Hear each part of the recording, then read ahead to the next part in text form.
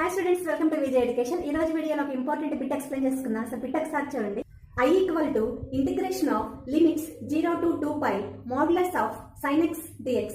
ఇక్కడ given function లో ఉన్నటువంటి లిమిట్స్ ని టూ ఫంక్షన్స్ గా డివైడ్ చేసినప్పుడు 0 నుంచి 0 to π sin x dx minus integration of π to 2π sin x dx గా మనం విడగొడతాం. నెక్స్ట్ మనకు ఇంటిగ్రేషన్ ఆఫ్ sin x కి మైనస్ cos x కదా, so minus cos x 0 to π.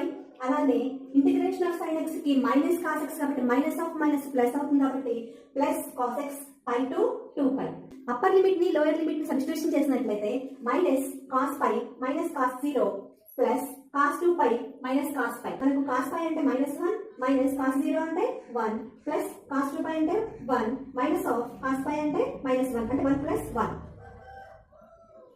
minus 2 minus of minus అంటే plus 2 plus 2 2 plus 2 4. So final answer is 4.